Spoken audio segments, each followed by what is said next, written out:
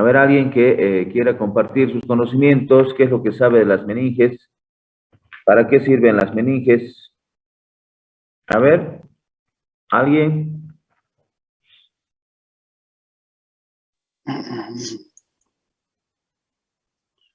A ver, Fernando, Isa.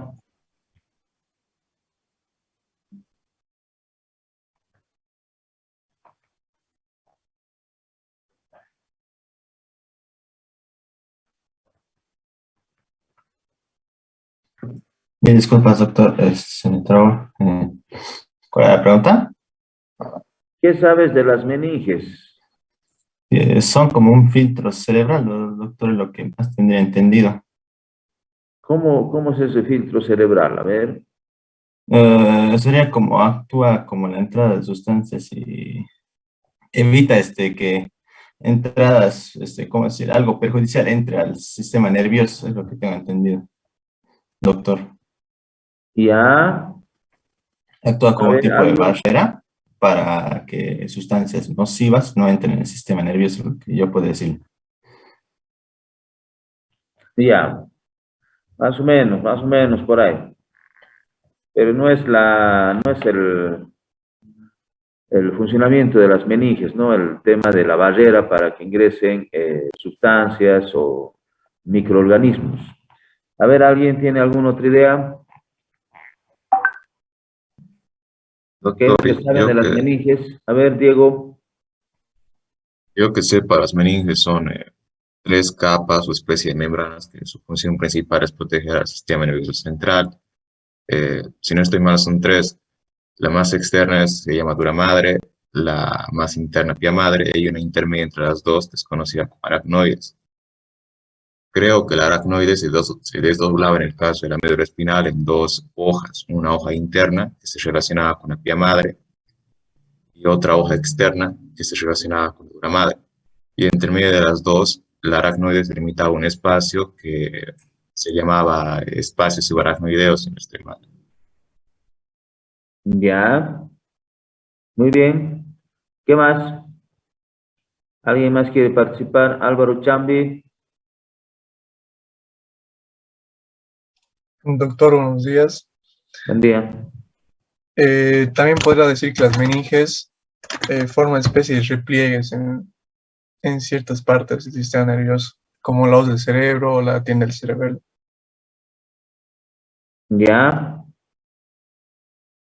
Evidentemente, las meninges forman unos repliegues o tabiques, y estos tabiques forman unos compartimientos donde se aloja el encéfalo. Bien, enseguida vamos a ver.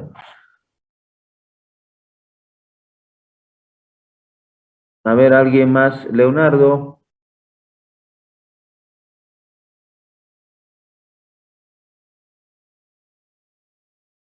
O Milagros Ramírez.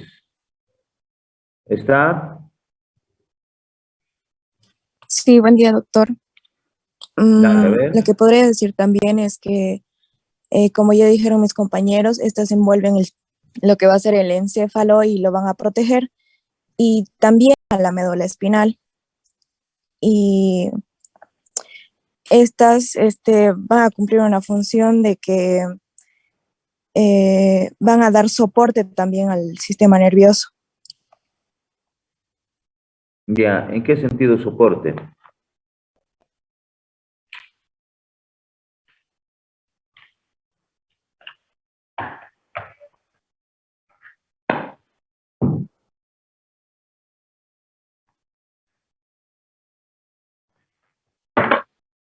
¿Mm? Bien, ¿alguien más quiere participar? La última intervención y luego continuamos. Sí, doctor. Sí, dale. Bueno, es una membrana fuerte, es densa, es fibrosa, va a llegar a envolver a la médula espinal y al encéfalo del cerebro, y está compuesto por tres capas, como dijo mi compañero, la dura madre, la aracnoides y la pia madre. Bueno, estas tres capas son fibras de tejido especializados que van a llegar a envolver, como dijo, al encéfalo y a la médula espinal. Su objetivo principal va a ser que va a brindar la protección El color va a ser color blanco, nacarado. ¿No sería, doctor? Ya, muy bien. Bien, evidentemente las meninges son estructuras fibrosas, son membranas fibrosas que se disponen por fuera del encéfalo y por fuera de la médula espinal. Estas membranas, la más externa, evidentemente es la dura madre. La intermedia es la aracnoides. Se llama aracnoides porque tiene un aspecto de telaraña. En algunos sectores existen unas pequeñas dilataciones que se llaman cisternas. Una de ellas es la cisterna interpeduncular y la cisterna magna, que está por delante del cerebelo. Entonces, de ahí viene el nombre de aracnoides. El aracnoides se le ha dado este nombre porque cuando se empezó a hacer las disecciones en el cráneo y se vio esta membrana que tenía el aspecto de una telaraña, de ahí viene aracnoides. Y por debajo de esta y muy cerca a la pía madre, que es la meninge interna, que es la más delgada, se dispone un espacio llamado subaracnoideo, por donde circula el líquido cefalorraquídeo. ¿Sí? Eso lo vamos a ver el día viernes, pero de todas maneras indicarles de que en la parte inferior del aracnoides y muy cerca de la pía madre está un espacio llamado subaracnoideo. Entonces, estas membranas contribuyen a la protección del encéfalo y de la médula espinal. No se olviden de que el encéfalo a la vez tiene unas estructuras también que la protegen mucho más que las meninges, ¿no? Me refiero a la estructura ósea. Tenemos ahí al encéfalo protegido por el cráneo, que ya hemos estudiado el cráneo, ¿no? Que tiene su base, que tiene su bóveda y que forma una estructura compacta de huesos unidos firmemente a través de articulaciones sinartróticas, que no tienen movimiento, ¿no? Y están unidos por tejido fibroso. Entonces, el cráneo en sí es la protección principal, ¿no? Del encéfalo, por un lado, y la columna vertebral protege a la médula espinal por otro. Estas membranas cubren al encéfalo y a la médula espinal. ¿Sí? Entonces, hablamos de meninge encefálica o meninge cerebral y meninge espinal, es decir, la meninge que está cubriendo el encéfalo, a todas las estructuras del encéfalo, y también las meninges que está cubriendo a la médula espinal. ¿Sí? Ahora, hay otro detalle también importante, referente a la protección del encéfalo y de la médula espinal. Este líquido cefalorraquídeo que circula por el espacio subaracnoideo también provee al encéfalo y a la médula espinal un sistema de amortiguación frente a los movimientos que pudiera tener el encéfalo dentro del cráneo, ¿no? En casos, por ejemplo, cuando tenemos accidentes, ¿no? Accidentes donde golpeamos en forma intensa la cabeza a algún objeto contundente, ¿no? En caso de accidentes automovilísticos, por decirles, podemos romper inclusive el parabrisas, ¿no? Y el encéfalo se queda muchas veces intacto, ¿no? Por la protección del cráneo y también porque está rodeado por líquido y ese líquido brinda una amortiguación, ¿no? En los traumatismos. Obviamente que depende mucho del traumatismo, ¿no? Cuando el traumatismo es intenso, puede romper el cráneo y, bueno, y lesionar también el encéfalo y otras estructuras, ¿no? Cuando hacemos algún deporte, ¿no? El fútbol, básquet, voleibol, estamos saltando, brincando, cabeceamos, nos caemos, en fin. Entonces, el cerebro está dentro de este líquido, ¿no? Que es líquido cefalorraquídeo, que está bañando al encéfalo y a la médula espinal y le da ese sistema de amortiguación. Eso lo vamos a ver el día viernes, con algunos detalles en profundidad. Entonces, decimos de que las meninges son estructuras fibrosas que envuelven al sistema nervioso central. ¿no? Situadas dentro del estuche del cráneo, es decir, dentro del cráneo y del conducto raquídeo, ¿no? Formando una vaina, una sola vaina de eje cerebro-espinal o encéfalo-espinal, ¿no? Comprenden dos hojas o láminas superpuestas concéntricamente que revisten tanto al encéfalo como a la médula espinal, ¿no? Entonces acá estamos hablando de la dura madre y la pía madre, ¿no? Y en medio está el aracnoides que le da ese aspecto de unas telas arañas, ¿no? La más periférica es la dura madre, ¿no? Que está constituida por, bueno, la dura madre en sí y la pía aracnoides. En realidad algunos anatomistas lo toman a la pía madre y aracnoides como una sola meninge llamada lectomeninge, ¿no? O meninge blanda, ¿no? En contraposición a la meninge dura, que es la dura madre, ¿no? Pero el aracnoides le da ese aspecto de tabicado como si fueran unas telas arañas. Esta es la disposición. Fíjense, acá tenemos una imagen donde se ve claramente las diferentes capas desde la superficie hasta las meninges, ¿no? Acá tenemos el cuero cabelludo. Este es el cuero cabelludo con sus diferentes capas, ¿no? Tenemos ahí la epidermis, la dermis, una capa bastante importante. Tenemos la hipodermis, tenemos luego el tejido fibroso, que es la aponeurosis epicraniana, el músculo. Luego ya llegamos al tejido óseo, ¿no? El tejido óseo, que en este caso está representado por los huesos planos, ¿no? Que tienen dos tablas, una tabla externa, una tabla interna, y en el centro está el diploe, ¿no? Y por dentro, inmediatamente por dentro, se le encuentra a la dura madre, ¿sí? A la dura madre, que está unida al endostio que tiene los huesos. Es por eso de que existe acá en la dura madre una capa que está adherida al endostio, y por esa razón se la denomina también, se la denomina capa endóstica, ¿no? Es una capa que está unida al endostio de los huesos planos. Esta capa endóstica se fija mucho más a nivel de las estructuras irregulares que tiene la base del cráneo. A nivel de la bóveda existe cierta laxitud, es decir, cierta separación, no está unido firmemente, y es por eso que es mucho más fácil separar el hueso de la dura madre a nivel de la bóveda del cráneo, ¿no? Y también indicarles de que la dura madre en ciertos sectores se desdobla para formar unas estructuras venosas llamadas senos venosos. No son venas, sino son senos venosos que están formados por un desdoblamiento de la dura madre, y estos senos permiten el drenaje venoso de la sangre del encéfalo y también parte del tronco encefálico, y drenan a diferentes estructuras venosas posteriormente, como lo vamos a ver enseguida, ¿no? Entonces ahí tenemos a la dura madre, ¿no? Que va formando estos senos venosos en el interior del cráneo.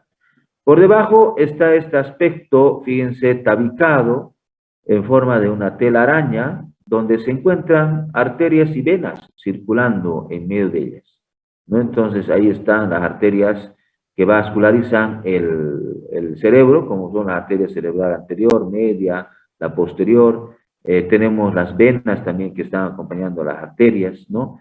Y estos vasos sanguíneos están en medio del aracnoides. Y hacia abajo existe un espacio llamado subaracnoideo, que está muy cerca a la pía madre, y este espacio subaracnoideo permite la circulación de líquido cefalorraquídeo, que también le brinda la amortiguación, como ya hemos comentado anteriormente. Luego está la pía madre. La pía madre es una membrana bastante delgada, bastante laxa, frágil, ¿no? Y que está adherida a la misma masa encefálica y a la misma masa de la médula espinal, ¿no? Al tejido nervioso en concreto. Y es esta membrana, la pía madre, la que recorre, ingresando a estos surcos que hemos descrito en el cerebro, en los hemisferios cerebrales, en el cerebro. Entonces recorre estos surcos va cubriendo las diferentes circunvoluciones o giros que tiene los hemisferios cerebrales, se introduce hasta la profundidad de los surcos, vuelve a salir y así va cubriendo todo el manto llamado córtex, toda la corteza. Acá tenemos aspectos importantes de la dura madre que ya hemos ido mencionando. Es una membrana fibrosa, gruesa y resistente, ¿no? Su superficie externa es bastante irregular y contiene pequeñas fibrillas, ¿no?, que se adhieren al endostio. La superficie interna es lisa y está cubierta por un revestimiento endotelial, ¿no?, con células planas. Es un epitelio plano que tiene. Acá tenemos de igual manera las diferentes capas, ¿no?, que hemos mencionado, desde el cuero cabelludo hasta el interior. La aracnoides es delgada, tiene el aspecto de una tela de encaje o telaraña, de ahí viene el nombre, como ya hemos indicado, aplicada a la superficie interna de la durama, ¿no? Con esta forma una cavidad linfática llamados espacio subdural, ¿no? Algunos autores la consideran una serosa. No es en realidad una serosa, ¿no? Una serosa tiene doble ojo, una visceral y otra parietal. Y además también por el aspecto aracnoideo, no tiene esa característica de una serosa. Esta es otra imagen muy parecida a la que hemos visto. Fíjense, acá tenemos el cuero cabelludo, tenemos la fascia epicraneana, el músculo frontal, músculo occipital, el hueso, ¿no?, los huesos planos, y debajo de esta inmediatamente está la dura madre.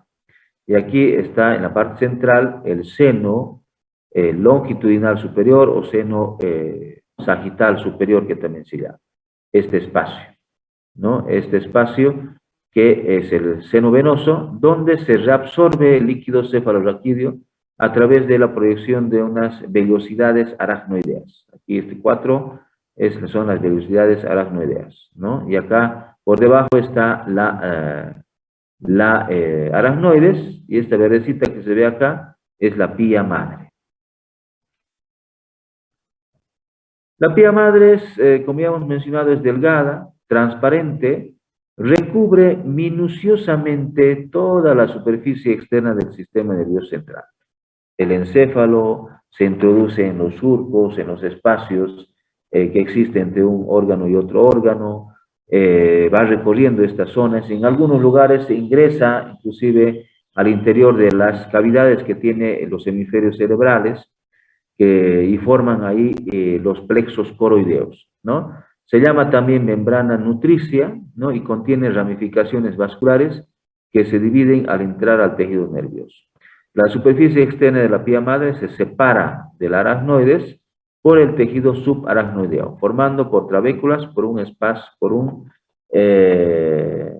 que unen, ¿no?, a las leptomeninges. Por el tejido subaracnoideo discurren las gruesas ramificaciones arteriales y venosas de los nervios, de los centros nerviosos. Es decir, de que en medio de la aracnoides están las arterias cerebrales, ¿no?, anterior, media y posterior. También estas arterias emiten múltiples ramificaciones más pequeñas, que son sus ramas colaterales, y estas se van dirigiendo hacia la profundidad y vascularizan a través de la pía madre el tejido nervioso. La pía madre, por sus diferentes invaginaciones, ¿no?, forma la principal sustancia, ¿no?, o una tela coroidea, ¿no?, y va formando los plexos coroideos, como ya les he mencionado. Estos plexos coroideos son formaciones dependientes de la pía madre y que están en el interior de los ventrículos laterales, en el tercer ventrículo y en el cuarto ventrículo. Eso lo vamos a ver el día viernes con más detalle, cómo es que se forman los plexos y cómo producen el líquido cefalorraquídeo. Pero, de todas maneras, decirles de que estos plexos coroideos se forman por invaginaciones de la pía madre en el interior de las cavidades que tiene el hemisferio cerebral, ¿no? Entonces existen algunos espacios por donde ingresa parte de la pía madre, por ejemplo, por las partes laterales del espacio perforado anterior, del espacio perforado posterior, a nivel del cuarto ventrículo, también existe alguna proyección de la pía madre para formar los plexos coroideos.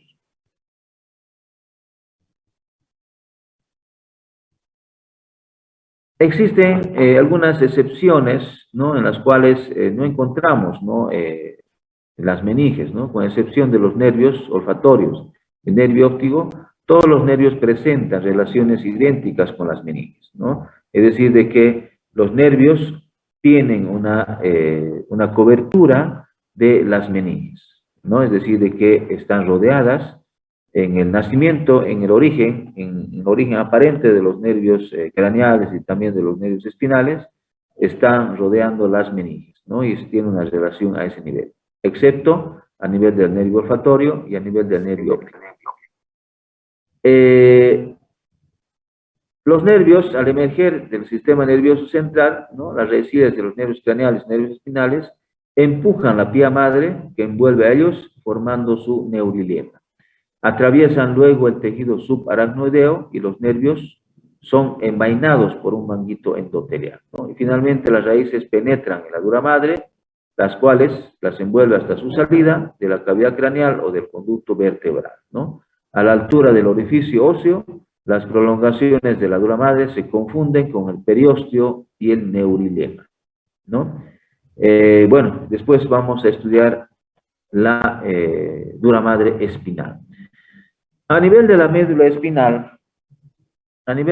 espinal, las meninges forman un estuche fibroso a lo largo de este órgano, ¿no? Y este estuche es el que protege a la médula espinal y también a los nervios que están en la cola de caballo, ¿no? Es decir, contienen a la médula espinal y también a los nervios espinales. Superiormente, las meninges se continúan, ¿no?, con las meninges encefálicas. Es una sola membrana en realidad. No se continúa por encima del foramen magno. La dura madre espinal, a diferencia de la cerebral, tiene una sola capa que no se adhiere a las vértebras, ¿no? Esta es un poco la diferencia que existe a nivel de la médula espinal. La médula espinal no tiene ese desdoblamiento como tiene la encefálica, que ya hemos indicado que es la fascia endóstica, ¿no? Entonces, a nivel de la médula espinal es una sola hoja continua, ¿no?, que está cubriendo a la médula espinal. Inferiormente, la dura madre desciende más que la médula y envuelve a los elementos de la cola de caballo, como íbamos mencionando, formando un fondo de saco. Acá se puede ver, fíjense, un fondo de saco a la altura de S2, a nivel de la vértebra sacra segunda, ¿no? Y a partir de ahí existe una prolongación continua hasta la base del coxis, formando una vaina que rodea el filón terminal y que se llama ligamento coxígeo, ¿no? Los que han venido a hacer la universidad abierta, cuando hemos visto la médula espinal, recordarán, en la parte central del vértice del filón terminal de la médula espinal se extiende una estructura fibrosa. A esa se llama filón terminale y que está rodeado por la dura madre, ¿no? Y por esa razón se la denomina ligamento coxígeo y se inserta hacia abajo en la base del coxis, como estamos viendo acá en esta imagen, ¿no? Acá en esta otra estamos viendo bueno, acá está la médula espinal y está la aracnoides y también la pía madre, ¿no? Están los vasos sanguíneos, en fin. Acá está una imagen de una preparación cadavérica que tenemos acá en la facultad, donde se ve claramente la médula espinal, ¿no?, con sus ramas. Esta es son las arterias medulares anteriores, ¿no? Y acá está la meninge. Fíjense, la meninge cubriendo a la médula espinal, ¿no? Y ahí se forman inclusive los ligamentos dentados. A nivel de la médula espinal tenemos un espacio llamado espacio epidural, que está ocupado por plexos venosos y por una grasa fluida. Es decir, por encima de la dura madre existen estas arterias, este plexo, principalmente venosos, ¿no?, y está en medio de un tejido adiposo. Las raíces de cada nervio atraviesan la dura madre, separadamente, y a la dura lo envaina, ¿no?, con una de las raíces, de los nervios espinales. Internamente es lisa, ¿no? Se une a la pía madre por tractos conjuntivos y por los ligamentos dentados. A nivel del cráneo, o a nivel del encéfalo, mejor, ¿no? Es una masa superficial y espesa, ¿no? De las meninges, tapiza estrechamente el interior del cráneo, ¿no? Comprende una capa externa o endóstica, que ya hemos indicado, y una capa interna o meningia como tal, ¿no? Esta capa endóstica está mucho más fija en las irregularidades de la base del cráneo, ¿no? A nivel de las alas mayores, de los esfenoides, menores, a nivel del peñasco, en fin, entonces en estos sectores se une mucho más, ¿no? A nivel de la silla turca, entonces en todas estas irregularidades que tiene la base del cráneo, esta capa endóstica está adherida más íntimamente que a nivel de la bóveda craneal.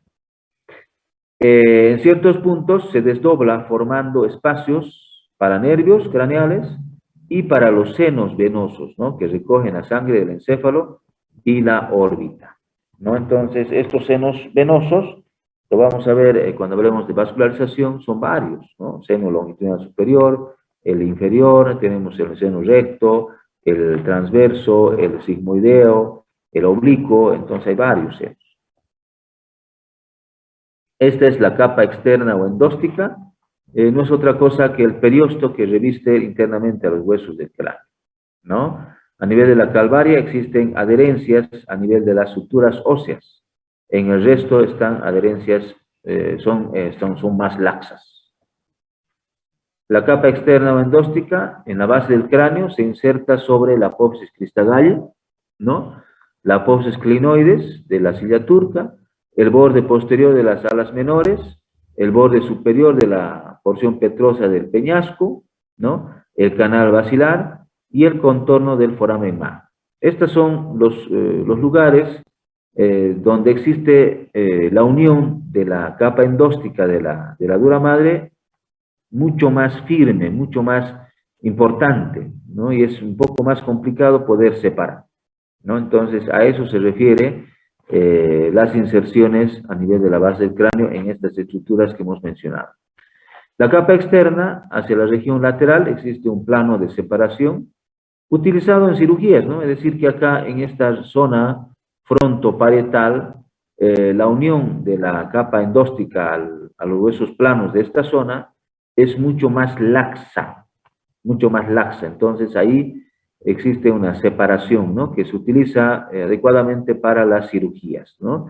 Y bueno, también utilizada en las trepanaciones, ¿no? Y es por eso que se lo denomina este espacio como espacio decolable de Gerard-Marchand, ¿no? Marchand, entre la región frontoesfenoidal y la protuberancia occipital interna, ¿no? Es decir, en toda esta zona existe este espacio llamado Gerard-Marchand. Además, esta zona decolable favorece, ¿no? El desarrollo de hematomas extradurales. ¿Qué significa? De que a veces hay traumatismos acá, golpes o accidentes vasculares, donde se forma o hay una hemorragia, ¿no? Y ahí se forman los hematomas por fuera de la meninge, ¿no? Llamados hematomas extradurales, a ese nivel. Y la capa interna es la meninge propiamente dicha, ¿no? Tapizada por la lámina externa del aracnoides, que le confiere un aspecto perfectamente liso, ¿no? De esta capa se dirigen prolongaciones intracraneales. Es decir, de que la meninge, la dura madre propiamente dicha, forman diferentes tabiques, diferentes compartimientos o decolamientos, como decía uno de sus compañeros. Uno de ellos es la hoz del cerebro, esta estructura, que está en la parte media y separa a ambos hemisferios cerebrales, ¿no? Y de esa manera tenemos dos espacios donde están alojados los hemisferios cerebrales. Y es ahí donde está esta hoz del cerebro. Se llama hoz porque se parece a la hoz que utilizan los agricultores, ¿no? Para cegar el alfa, el trigo, la cebada, en fin. Es esa estructura que utilizan los agricultores. De ahí viene el nombre de hoz del cerebro.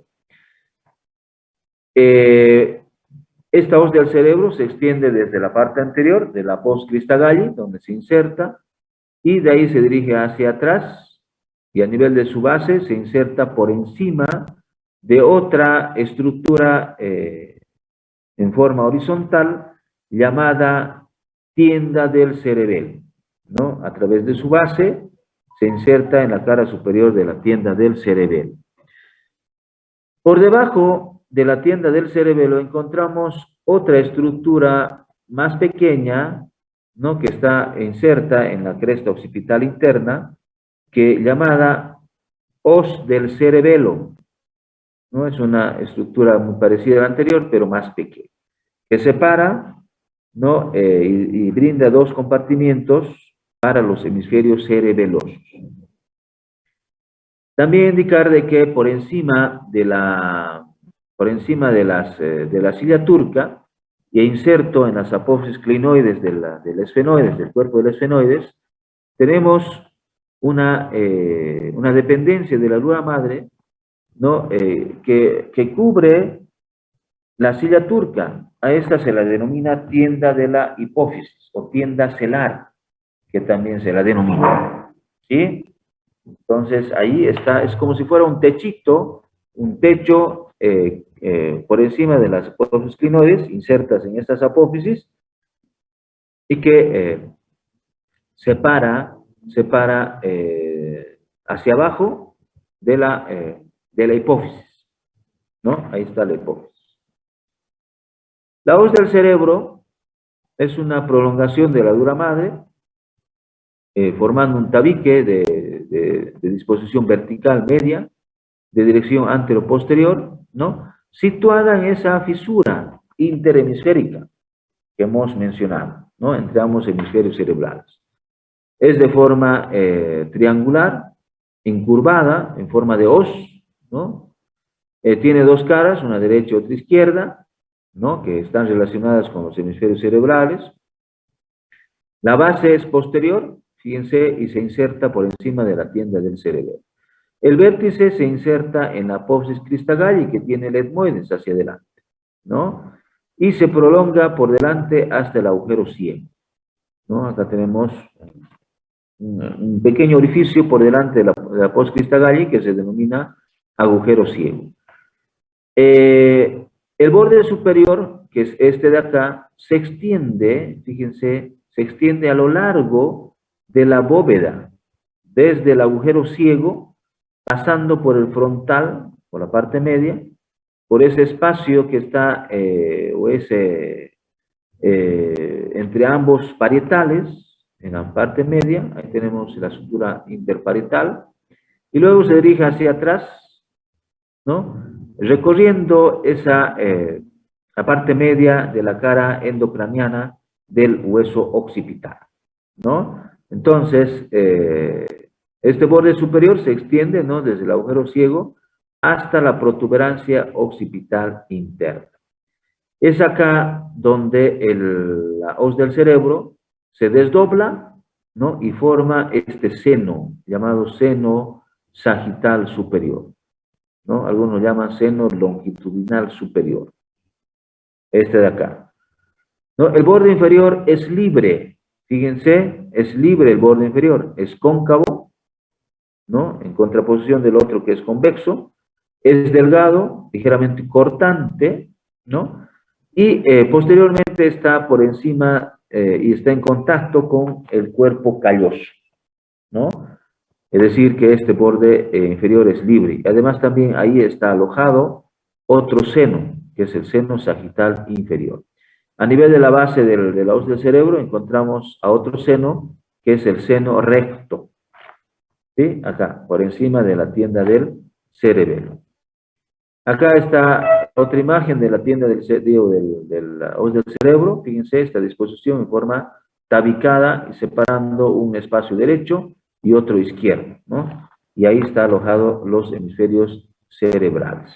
Acá tenemos también otra imagen donde se ve claramente la hoz del cerebro, ¿no? Desde la apófisis Christagalli y toda esta estructura ósea que está formando el borde superior.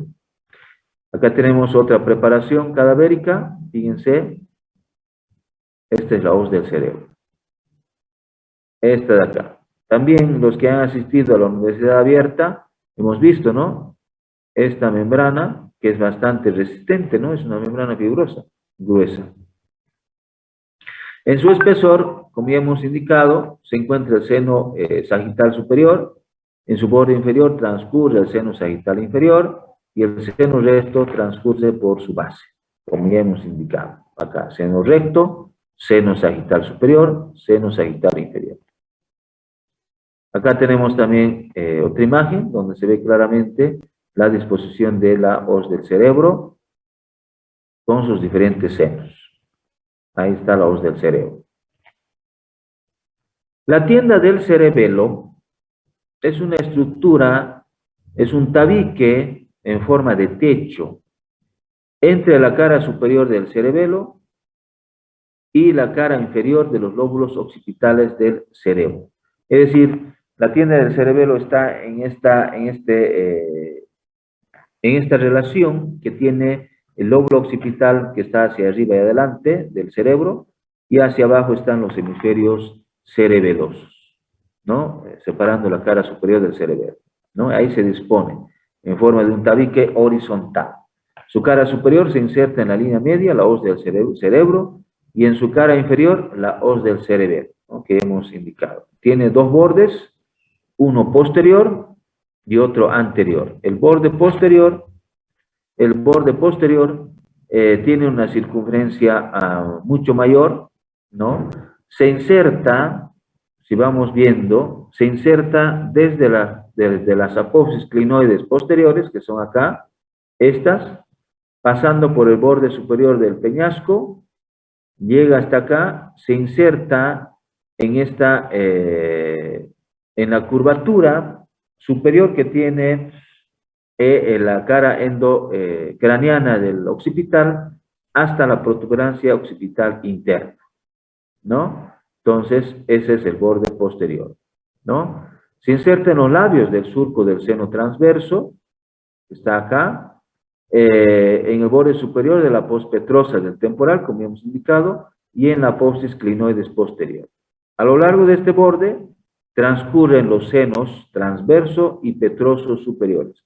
Acá tenemos otro seno en este borde superior del peñasco, que es el seno petroso superior, ¿no? Y ahí está discurriendo por este borde posterior de la tienda del cerebelo. Un orificio da acceso al cabo de Meckel, el cabo de Meckel es este de acá, o cavidad trigeminal, que contiene el ganglio trigeminal de Gasser, ¿no? Hacia la parte anterior tenemos este borde, ¿no? Que delimita el ingreso del tronco encefálico.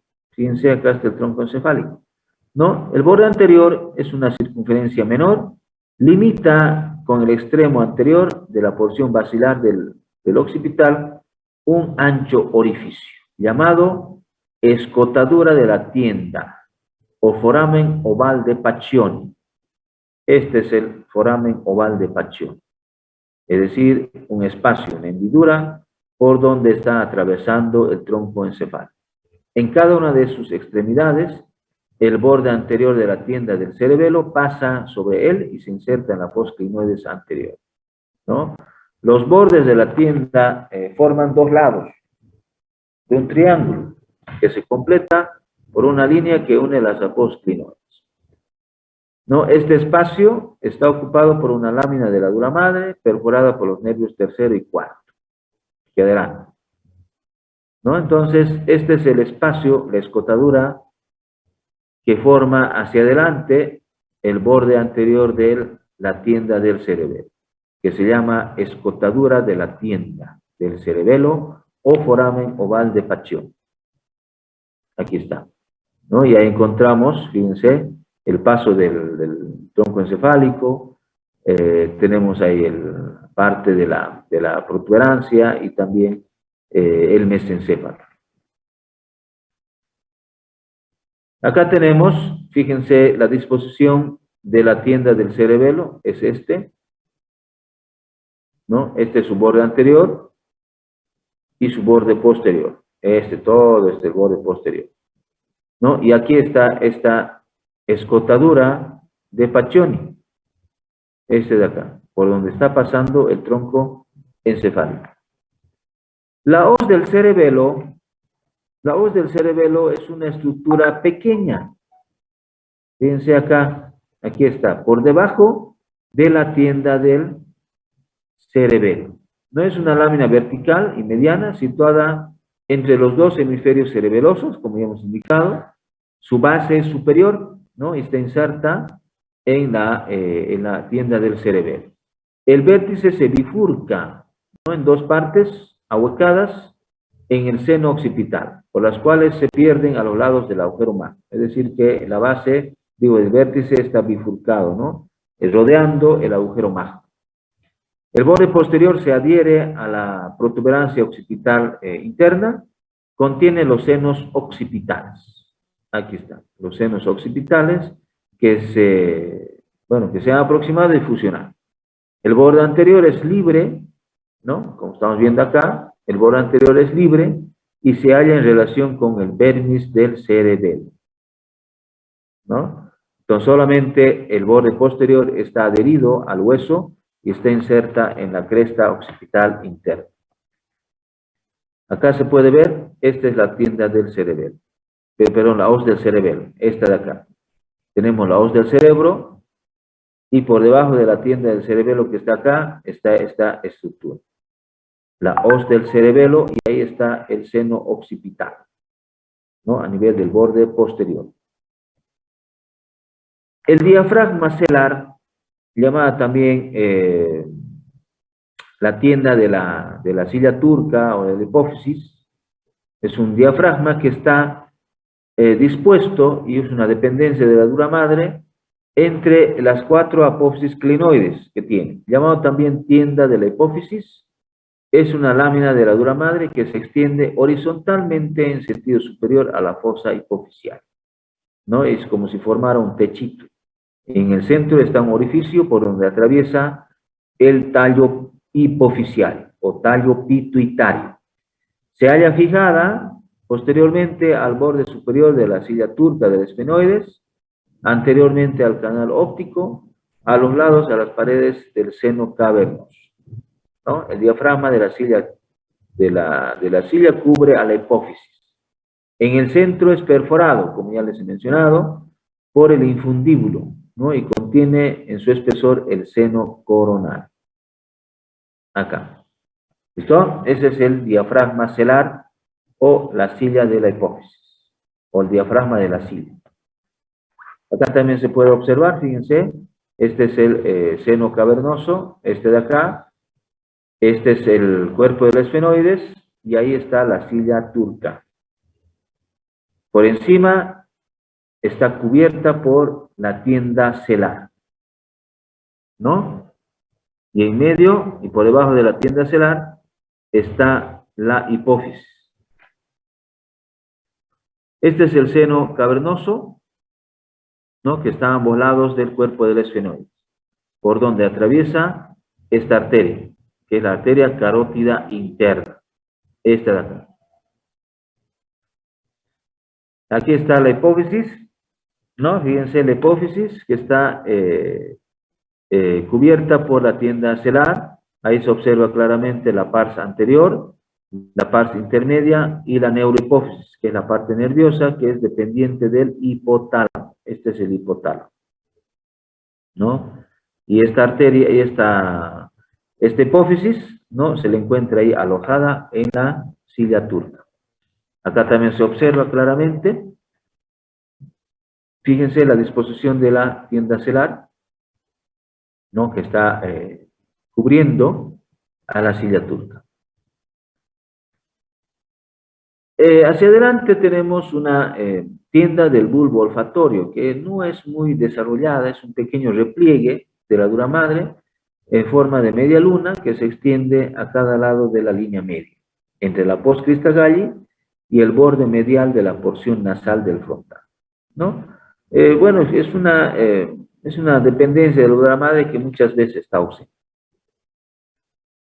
La aracnoides, a nivel de la columna vertebral que está cubriendo a la médula espinal, es una delgada membrana, ¿no? Impermeable que cubre la médula espinal. Se separa de la pía madre por el espacio subaracnoideo y que circula el líquido cefalorraquídeo por este sector, ¿no? Al estar cruzado por bandas del tejido conectivo, le da el aspecto de una tela de araña, de ahí su nombre. La aracnoides craneal se adhiere a la cara interna de la dura madre, es una capa impermeable de la que se separa por el espacio subdural, ¿no? El espacio subdural es estrecho y casi virtual, como una cavidad linfática limitada por un endotelio que tapiza la superficie interna. No está atravesada por venas y nervios del sistema nervioso central. Las vellosidades aracnoideas son estas estructuras donde se reabsorbe el líquido cefalorraquídeo. Son proyecciones, fíjense, proyecciones del aracnoides, ¿no? Del aracnoides al interior del seno, a través de la dura madre. Ahí está. En ciertas áreas, la aracnoides se proyecta en los senos venosos para formar vellosidades aracnoideas. Los grupos de vellosidades aracnoideas se llaman granulaciones aracnoideas. Son los sitios a partir del cual el líquido cefalorraquídeo se absorbe y se difunde por el torrente sanguíneo, ¿no? Por la circulación venosa. Ahí es donde se absorbe el líquido cefalorraquídeo. Acá tenemos, fíjense, un esquema donde se ve el espacio subaracnoideo, todo este espacio cubriendo la médula espinal, al tronco encefálico, al cerebelo y también al cerebro, ¿no? Y acá, en este sector, principalmente a ambos lados del seno longitudinal superior, encontramos la formación de estas granulaciones o vellosidades aracnoideas donde se reabsorbe el líquido cefalorraquídeo. Estas son las granulaciones aracnoideas, fíjense, se desarrollan en la pared de la calvaria, es decir, de la bóveda, a partir de la aracnoide. Se las encuentra principalmente a lo largo del seno sagital, ¿no? Del seno transverso, en menor cantidad, del seno recto, también en menos, y de la confluencia de los senos, acá en la parte posterior. Pero están mucho más desarrolladas a ambos lados y a lo largo del seno sagital superior. En realidad son brotes de tejido subaracnoideo que sobresalen en la luz del seno, de los senos venosos, ¿no? Acá tenemos, fíjense, estas granulaciones, ¿no? Y estas granulaciones están dentro del seno sagital superior. Los espacios subaracnoideos del encéfalo, ¿no? Es una cavidad por donde circula el líquido cefalorraquídeo, ¿no? Además también, mientras que la pía madre se insinúa en forma precisa en las anfractuosidades del encéfalo, la hoja visceral de la aracnoides se adhiere a la dura madre, ¿no? Y forma de esa manera un espacio subaracnoideo donde circula el líquido cefalorraquídeo. Esta es una prolongación de la aracnoides, formando la granulación, ¿no? Y que está en cierta medida sobresaliendo y empujando al tejido óseo. Es por eso de que ustedes recordarán en el hueso parietal existen unas pequeñas cavidades en el borde superior de los parietales, ¿no? Entonces, estas corresponden a la relación de las granulaciones aracnoideas. La pía madre a nivel de la médula espinal está bastante adherida, tapiza toda la superficie de la médula espinal, ¿no? Y está muy adherida, está bastante adherida al tejido nervioso.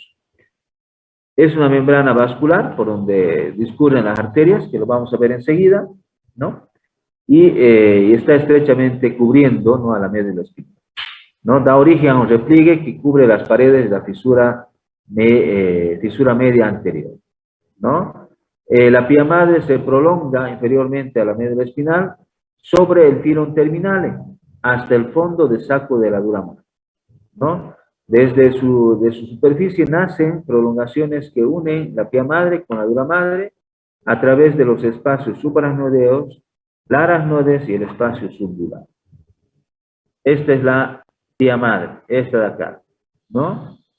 Entonces, la pía madre a nivel de la médula espinal está adherida estrechamente al tejido nervioso, ¿no? Y acá se van formando, fíjense, estos ligamentos dentados de la pía madre hacia la dura madre. La pía madre craneal, como ya hemos indicado, es una estructura, es una membrana delgada, bastante vascularizada, ¿no? Menos adherente, reviste todos los espacios, los surcos, las convexidades que tiene la corteza, ¿no? Y la pía madre forma la tela coroidea, el tercero y cuarto ventrículo, ¿no? Ingresando al interior de los hemisferios cerebrales para formar los plexos coroideos, donde se produce el líquido cefalorraquídeo. ¿Sí? Bueno, acá tenemos a la dura madre, fíjense, esta de acá, esta membrana, ¿no? Donde están arterias, están venas. Acá tenemos el seno sagital superior, donde están las granulaciones aracnoideas. Ahora, ¿cuál es la importancia de las meninges? ¿No? Ya hemos mencionado también, ¿no? La dura madre, en virtud de su dureza, protege al sistema nervioso. La hoz del cerebro, la tienda del cerebelo, por su disposición, en cierta medida, al formar estos espacios para alojar a los hemisferios cerebrales, hemisferios cerebelosos y separar el cerebro del cerebelo, está también amortiguando los movimientos, ¿no? Para evitar daño, ¿no? Por los traumatismos que pudiera haber. El espacio subaracnoideo que forma el aracnoides con la pía madre y donde circula el líquido cefalorraquídeo también protege al sistema nervioso central por este sistema de amortiguación. La pía madre sostiene principalmente a la médula espinal, ¿no? A ambos lados, ¿no? A través de la formación de los ligamentos dentados. Acá tenemos la dura madre, ¿no? Y es una imagen muy interesante por el hecho de que se ve claramente la circulación de arterias y venas. Esta es una disección, unas imágenes de una disección de un cadáver, ¿no? Donde se está retirando el cuero cabelludo para exponer la calota o la calvaria, se va separando, se hace una sección del cráneo, fíjense acá, desde la glabela hasta la protuberancia occipital externa, se lo separa el cráneo, ¿no? Y se ingresa de esa manera, ¿no? Con mucho cuidado para separar a la meninge, ¿no? Y ahí están separando el encéfalo de las meninges, ¿no? Y ahí está. Fíjense, es una disección que lo hemos realizado acá y como producto de eso está esta preparación que lo tenemos acá en el anfiteatro y que lo hemos expuesto en la Universidad Abierta. Ahí está la separación a nivel de la base del cráneo. Fíjense, acá tenemos, ahí está el nervio óptico, está en la silla turca, en fin, ¿no? Y ahí se está separando, ¿no? Con pequeños cortes que se realizan a nivel de los nervios de la base del cráneo, ¿no? Y se va separando y ahí se obtiene toda la estructura del encéfalo, ¿no? El cerebro, el bulbo, el tronco encefálico, tenemos acá el cerebelo.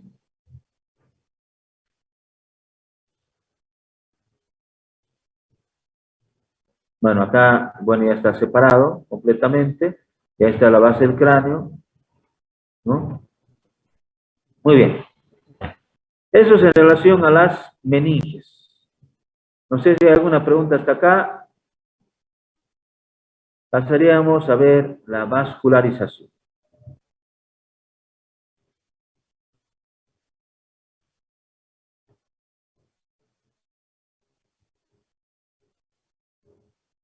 ¿Alguna pregunta, jóvenes?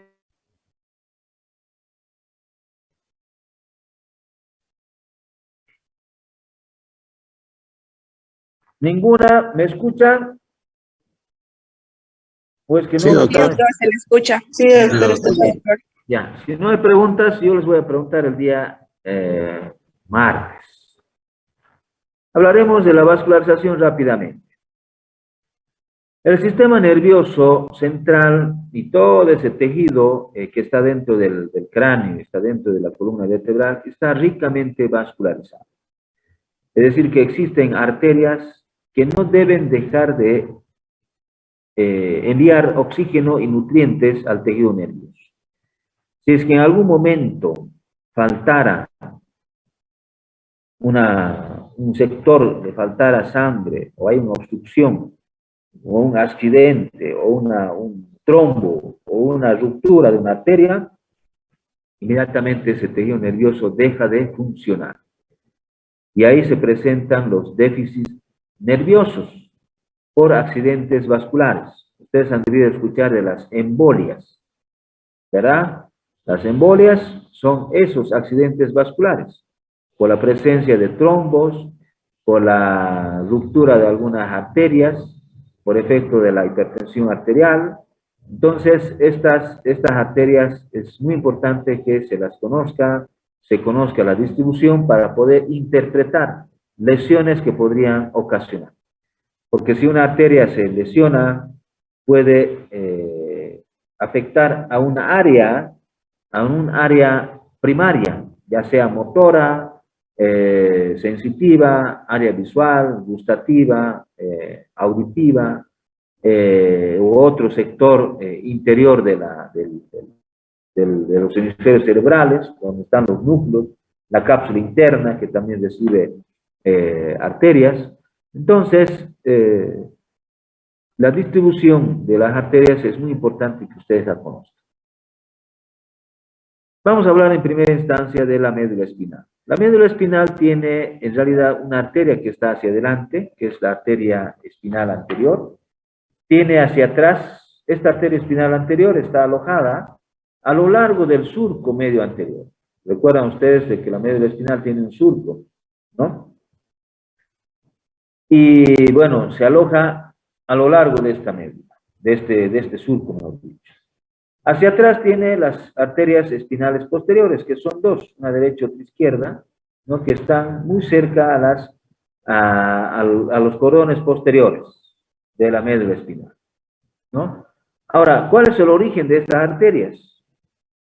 Las ramas de las espinales anteriores nacen muchas veces del tronco basilar, también nacen de las arterias vertebrales, ¿no? Pueden nacer. De la misma manera, las arterias espinales posteriores nacen también de las arterias vertebrales, ¿no? O a veces de las cerebelosas inferiores. Pero el tema es de que existen hacia atrás dos arterias espinales posteriores. Lateralmente también existen otras arterias llamadas espinales laterales, que ingresan a través de los orificios de confusión y que vascularizan la parte lateral de la médula espinal. Estas arterias pueden nacer de las arterias vertebrales, nacen de las arterias intercostales, o de las lumbares, o de las sacras hacia la parte inferior.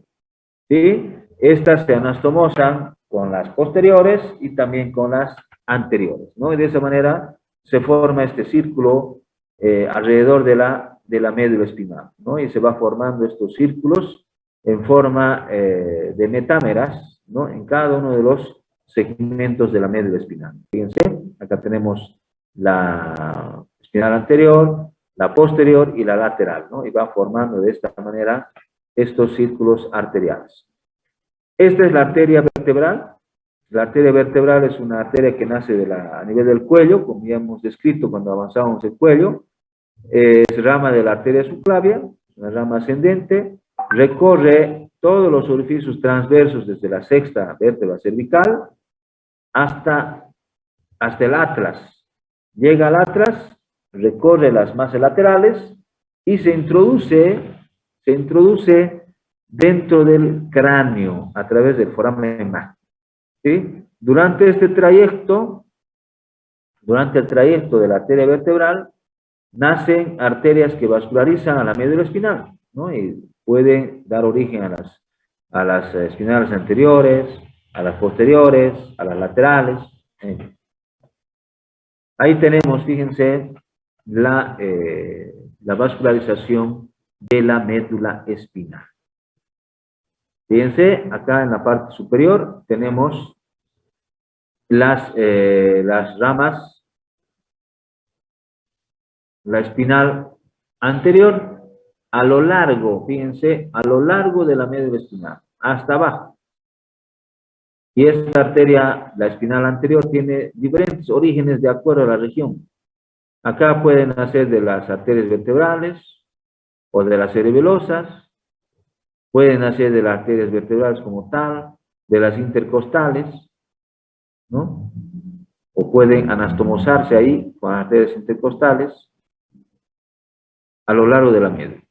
Hacia atrás tenemos las espinales posteriores, fíjense, son más delgadas, y hacia las partes laterales tenemos las espinales laterales, que provienen también, ya sean de las vertebrales o en todo caso de las arterias intercostales, de las lumbares, sacras, en fin, ¿no? Entonces, fíjense, la médula espinal está vascularizada por sus cuatro lados, anterior, posterior y laterales.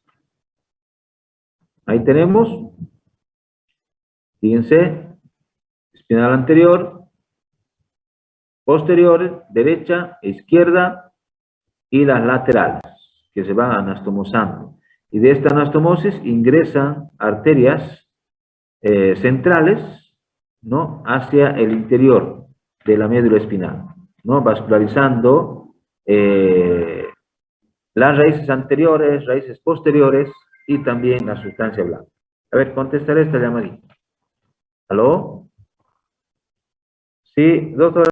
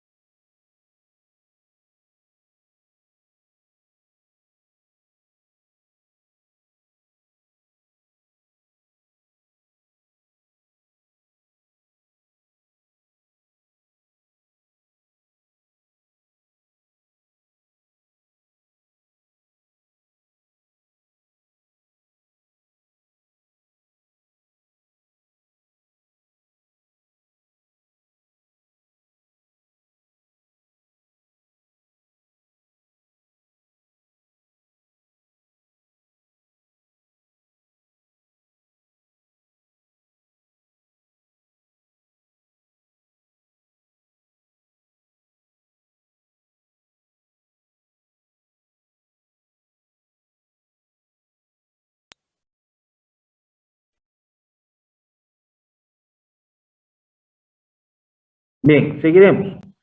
Entonces, fíjense, esa es la vascularización a nivel de la médula espinal. Acá, de igual manera, se ve claramente cómo de las espinales anteriores, de las posteriores y también de las laterales, fíjense, se van formando estos círculos alrededor de la médula espinal en diferentes segmentos que se tiene e ingresan arterias centrales, fíjense, a vascularizar el asta anterior, asta posterior y también la sustancia blanca. Ahora, las venas que tenemos en la médula espinal, evidentemente son venas que acompañan a las arterias y por fuera encontramos una red venosa, ¿no? Y es así de que tenemos una red venosa, ¿no?, que vacía el sistema venoso general por distintos troncos, ¿no? En la región cervical, venas vertebrales; en la región dorsal, la vena ácigos; y en la región lumbar, las venas lumbares y también las sacras, ¿no? Entonces, es una red venosa que se forma en el interior de la columna vertebral y que drena a estas venas, ¿no? Venas vertebrales, venas ácigos, que ya lo hemos descrito, y de esa manera llega a la vena cava superior, venas lumbares hacia abajo y sacras más inferiormente. Acá están las venas formando este plexo que está por fuera de las meninges. A nivel del encéfalo tenemos arterias que vascularizan el encéfalo en su integridad, ¿no? Entonces ahí está el polígono de Willis, ¿no? Que está formada por las arterias vertebrales, bueno, en realidad que se forman por las por las arterias vertebrales se forma al principio el tronco basilar, y del tronco basilar nacen las arterias vertebrales posteriores para formar el polígono de Willis. Es decir, de que la vascularización del encéfalo parte del polígono de Willis, que lo vamos a ver enseguida cómo están formado este polígono, ¿no? También participan en esta formación del polígono de Willis las arterias vertebrales que nacen de la arteria subclavia y la carótida interna, ¿no? El polígono de Willis es ese círculo arterial central que tenemos alrededor del tronco encefálico y está ubicado a nivel de la base del cerebro, ¿no? La arteria carótida interna, como ustedes ya saben, ingresa por el hueso temporal, por un conducto, que es el conducto carotidio, e ingresa en el seno cavernoso, ¿no? Esta arteria, la arteria carótida interna, es rama de la carótida primitiva a nivel del cuello, e ingresa y va a formar el polígono de Willis en la base del cráneo, ¿no? Enseguida lo vamos a ver. Por otro lado tenemos la arteria vertebral. Esta arteria vertebral ya la hemos descrito en varias oportunidades. Es una arteria que se dirige por los orificios transversos, ¿no? Y llega a nivel del foramen magno, se introduce y se anastomosa con el lado opuesto y forma la arteria basilar. Aquí la arteria basilar. Esta arteria basilar posteriormente da origen a las arterias cerebrales posteriores, ¿no? Y de esa manera se forma el polígono de Willis, ¿no? Que está integrado por 7 troncos arteriales.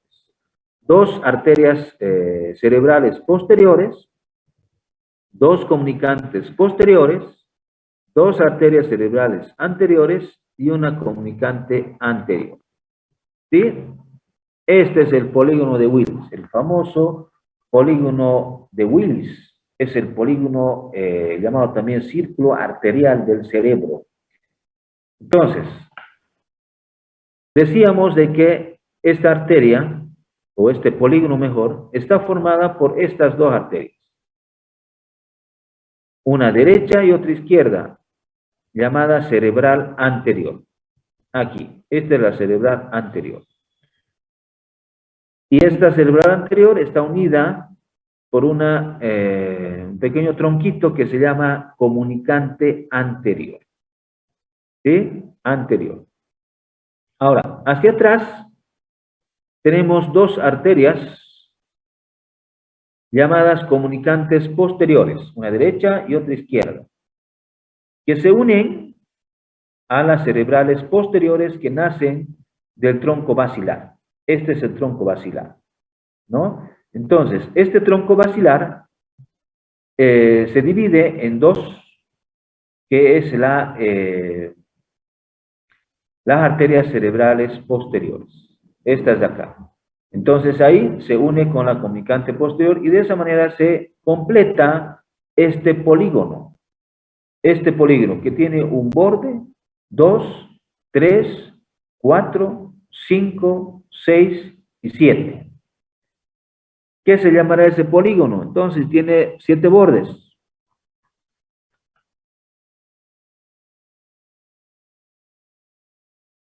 A ver, ¿cómo se llamará el polígono que tiene 7 bordes?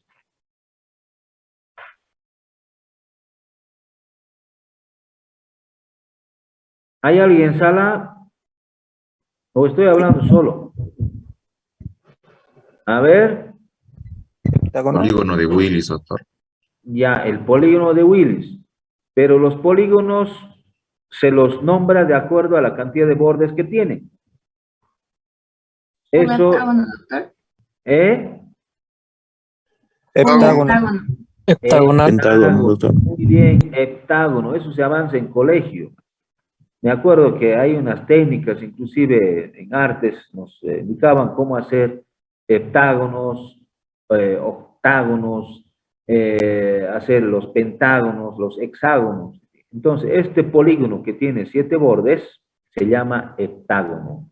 Es un heptágono, es un polígono de 7 bordes, ¿no? Llamado en este caso, obviamente, círculo arterial del cerebro o el polígono de Willis. o círculo central también se llama. Entonces, este polígono de Willis está formado por ramas de la arteria cerebral, digo, la arteria carótida interna, ¿no? Y ramas del tronco basilar, o arteria basilar hacia atrás.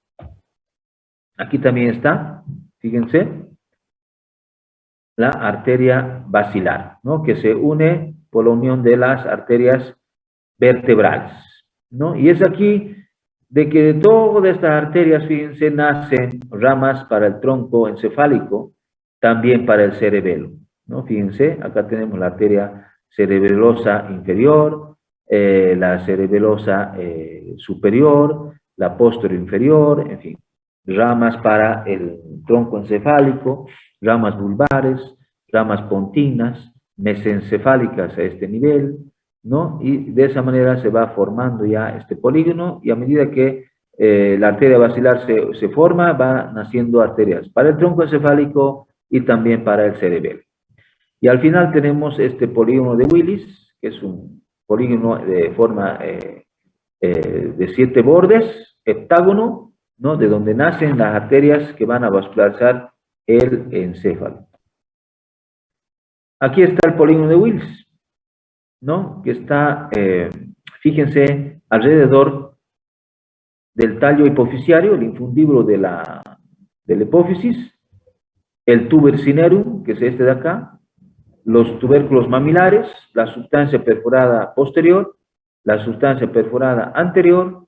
Este es el quiasma óptico, nervios ópticos, cintillas ópticas, y este polígono está alrededor, fíjense, de estas estructuras, ¿no? Desde la sustancia perforada posterior hasta por delante del quiasma óptico, ¿no? Y ahí se forma este polígono de Willis, muy importante. Estas son variaciones, fíjense, variaciones del polígono de Willis.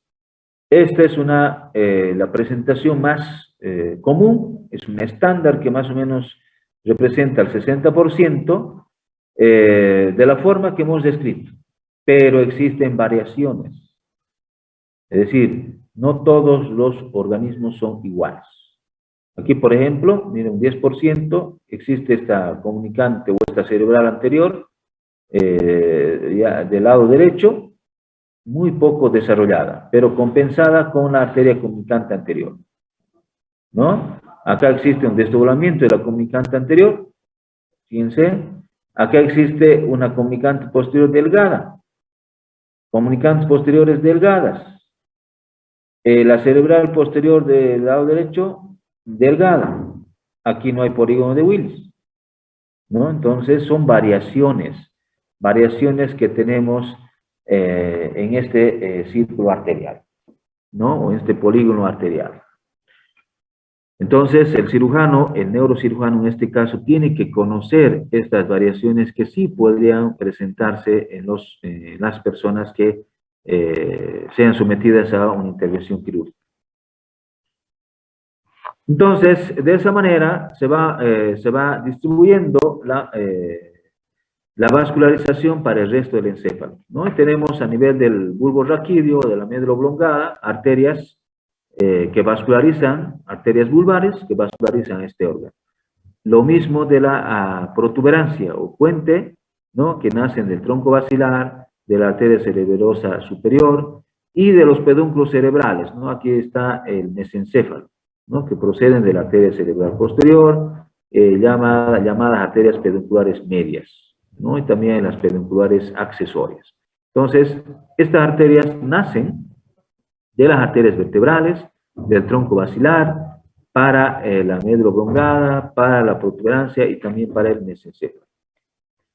Acá tenemos las arterias vertebrales, fíjense, tenemos el tronco basilar, este de acá, y tenemos de ahí también nacen, fíjense, las arterias cerebelosas. Acá tenemos una que es la cerebelosa superior, que nace del tronco basilar. Tenemos esta cerebelosa anteroinferior y la posteroinferior, ¿no? Son 3 arterias que vascularizan al cerebelo, Por eso, una de las razones por las cuales se denomina al cerebelo como el órgano de los 10-3 es porque tiene 3 arterias, 3 núcleos en el interior, 3 capas en su corteza, 3 pedúnculos cerebelosos, 3 funciones, en fin. Entonces, por eso se lo denomina al cerebelo como el órgano de los 3-10. Aquí también está, fíjense, las arterias cerebelosas que vascularizan la parte superior de los hemisferios cerebelosos, vasculariza la arteria cerebelosa superior, la anteroinferior, toda la parte de la amígdala, del flóculo, y la parte inferior de los hemisferios, y la posterior hacia atrás, ¿no? Completando de esa manera la vascularización del encéfalo, del cerebelo. A nivel del mesencéfalo tenemos la lámina cuadrigémina, ¿no? Donde están los colículos, ¿no? Superiores e inferiores, ¿no? Que es dependencia del mesencéfalo. Entonces ahí tenemos arterias que vascularizan esta lámina cuadrigémina hacia atrás, ¿no? Las dos primeras se desprenden de las arterias cerebrales posteriores y se destinan a los tubérculos cuadrigéminos anteriores, ¿no? Y las otras a los posteriores. Acá tenemos y hemos descrito las arterias cerebelosas, posterior inferior, anterior inferior o mediana, y la cerebelosa superior. Ahí está, la superior, anterior inferior o mediana, y la posterior inferior. La irrigación del cerebro está dada por 3 arterias. Estas arterias son las arterias cerebrales. Anterior, esta de acá, la arteria cerebral media, ¿no? La arteria cerebral media, que es esta, y la arteria cerebral posterior, que es esta, ¿no? Entonces, esas son las 3 arterias principales del cerebro. A partir de ellas, nacen las arterias nucleares, es decir, arterias que van a vascularizar los núcleos basales de los hemisferios cerebrales. Estoy hablando del putamen, del globo, del núcleo caudado, del tálamo. Tenemos arterias que van a vascularizar el núcleo lenticular, ¿no? Que está formado por el putamen y el globo pálido. Y también vascularizan los plexos coroideos, donde se produce el líquido cefalorraquídeo. Acá tenemos otra imagen donde se ve claramente la cerebral posterior, esta de acá, la cerebral anterior y la cerebral media, esta de acá. Tenemos otra arteria que nace de la carótida interna, es esta, que es la arteria coroidea posterior, esta de acá.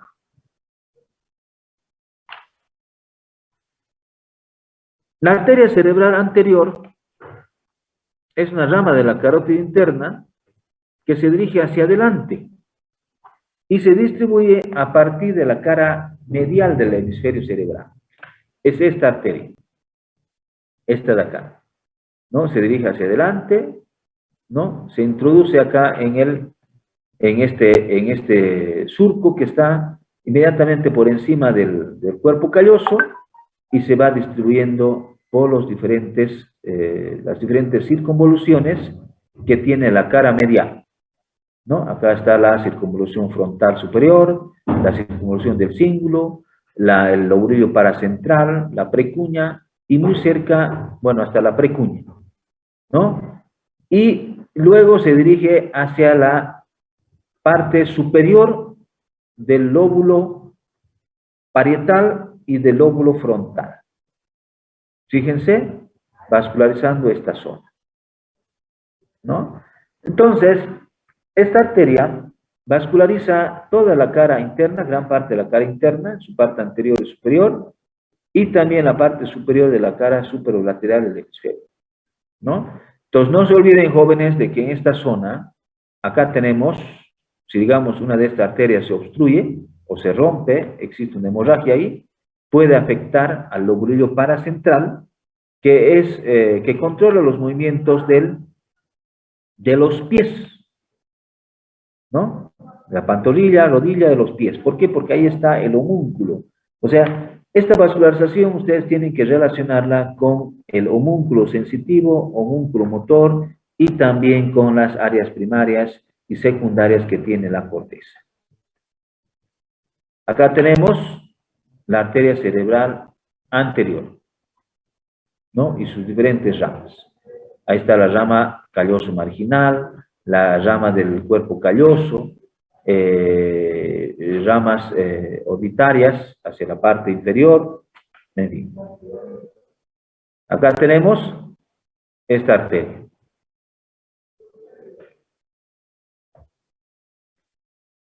La cerebral anterior, acá.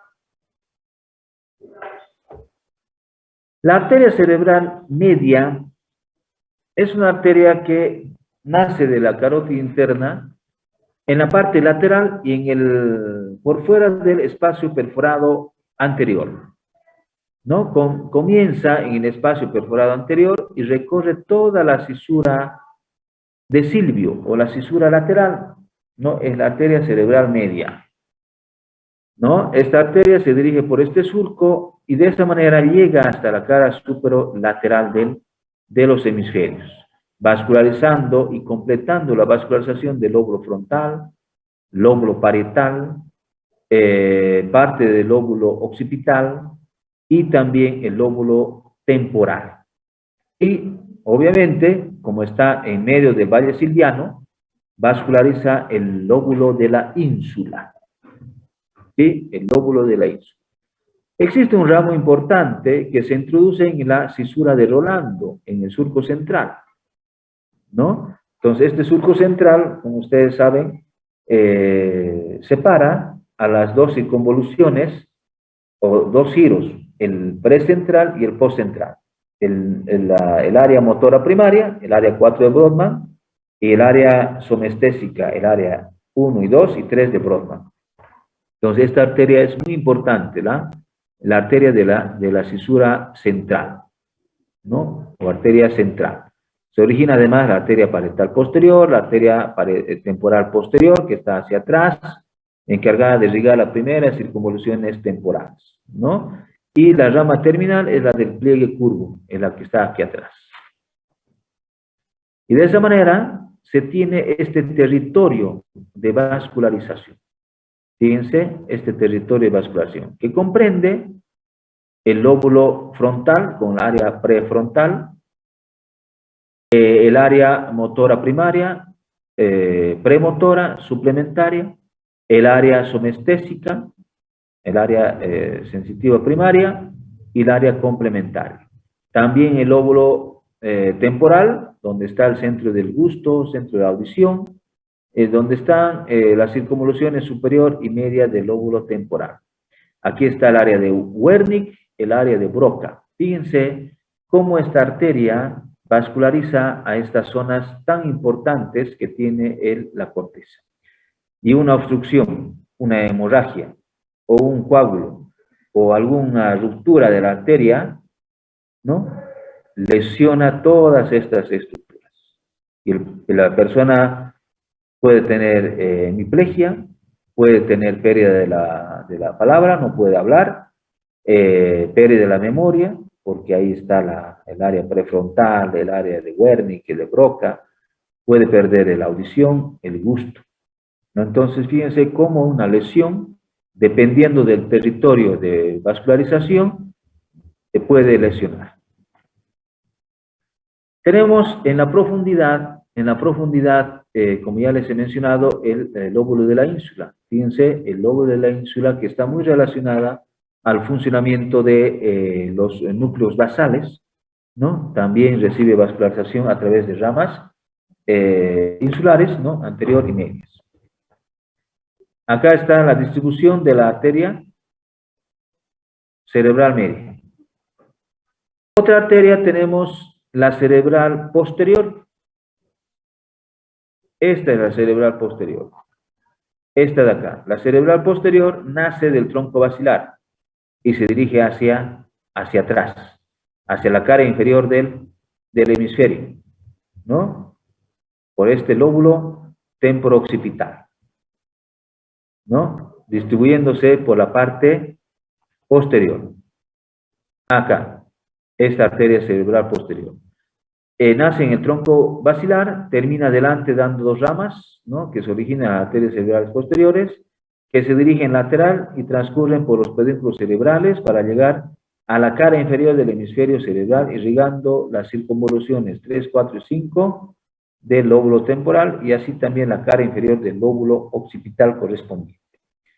Entonces, esta arteria es la que vasculariza toda esta zona de la cara medial. Y acá tenemos el surco calcarino. ¿Recuerdan ustedes? El surco calcarino, donde está el centro primario de la vista. Está el área 17 de Brodmann, ¿no? Entonces, esta arteria puede obstruirse y ocasionar pérdida de la visión a este nivel. También está el área de asociación 18 y 19 de Brodmann, ¿no? Que son las visuales. Esta arteria, la arteria cerebral posterior, también vasculariza y completa la vascularización del lóbulo occipital y también del lóbulo temporal. Vascularizando, de igual manera, esta zona que es el sistema límbico, toda esta zona del sistema límbico. Ahí está, cerebral posterior, ¿no? Aquí está. Esta es la arteria calcarina. Ese de ahí. Otras arterias que van hacia el cerebro son las arterias nucleares. Estas arterias nucleares, como ya hemos indicado, son arterias que van hacia el cuerpo estriado, la parte anterior del tálamo, la parte posterior del tálamo. Es decir, arterias que se introducen y se comportan como ramas terminales en el interior de los hemisferios, vascularizando los núcleos que están en el interior, ¿no? También existen ramas que van hacia los plexos coroideos. Tenemos la arteria coroidea anterior, la posterior y la externa, ¿no? La arteria coroidea posterior externa es una rama que nace de la carótida interna. La carótida posterior y media nace de la cerebelosa superior, ¿no? Irriga los plexos coroideos. Todas estas coroideas vascularizan los plexos coroideos donde se produce el líquido cefalorraquídeo. Estas son las arterias nucleares. Fíjense, vascularizando el tálamo, en la cápsula interna, tenemos al núcleo lenticular, al núcleo caudado, ¿no? A las estructuras internas de los hemisferios. Ahí también, fíjense, arterias nucleares, que provienen generalmente de las arterias cerebrosa media, una gran parte, y también de la cerebelosa posterior.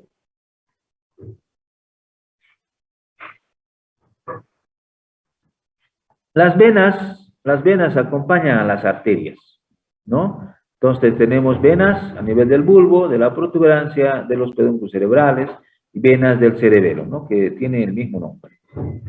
En el cerebro, de igual manera, tenemos arterias, de acuerdo a su ubicación, se distinguen venas profundas. Estas venas profundas están acompañando a las arterias nucleares. Son venas nucleares que están en el interior, ¿no? Tenemos venas a nivel de la base, ¿no? Y las venas de las circunvoluciones superficiales, que están acompañando a las arterias que están en la superficie de los hemisferios cerebrales, ¿no? Acá tenemos de igual manera, fíjense, estas venas profundas que están alrededor del tálamo, alrededor de los núcleos basales. Las venas externas son venas frontales, prerolándicas o precentrales, postcentrales, parietales, occipitales, ¿no? Y estas venas al final drenan en los senos venosos, ¿no? En los senos petrosos, seno cavernoso, el seno longitudinal inferior y también en el seno longitudinal superior, ¿no? Que al final este seno longitudinal superior drena hacia el seno recto, donde existe la confluencia de los senos, acá, ¿no? A ver qué tenemos acá, aquí, acá, ahí, en este sector, acá se une a la confluencia de los senos, donde está el seno longitudinal superior, el seno recto, y nace el seno transverso, que posteriormente se continúa con el seno oblicuo y que al final se continúa con la vena yugular interna. Con la vena yugular interna. Aquí está, en esta imagen se puede ver la confluencia de los senos. Seno sagital superior, el inferior, el seno recto, el seno transverso. Y el seno oblicuo va por este sector y se continúa con la vena yugular interna. Esto lo hemos mencionado cuando hablábamos del origen de la vena yugular interna. Y de esa manera se completa y se drena la sangre venosa del encéfalo. Estas son algunas radiografías donde se ve las arterias, ¿no? Ahí están las arterias cerebelosas inferiores, ¿no? Las arterias cerebrales posteriores. Acá tenemos la arteria vertebral, ¿no? La arteria vertebral y cómo es que se va formando este polígono de Willis. Están las cerebrales posteriores. Acá tenemos la cerebral media, ¿no? La arteria cerebral media. Acá tenemos la cerebral anterior, esta de acá, y también la media, ¿no? Son radiografías con medios de contraste. Entonces, el neurocirujano, el neurólogo, muchas veces requiere estos estudios para poder ver si existe alguna obstrucción. Muy bien, el cerebro no es un vaso por llenar, sino una lámpara por encender, ¿no? Lo dijo Plutarco. Muy bien, jóvenes, con eso estaríamos concluyendo la presentación de hoy.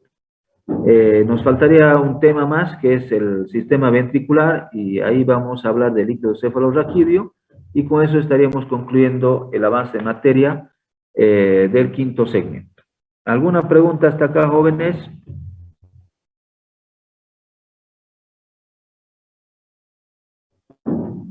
Muy bien, si no hay preguntas, nos vemos el día viernes en hora de clase.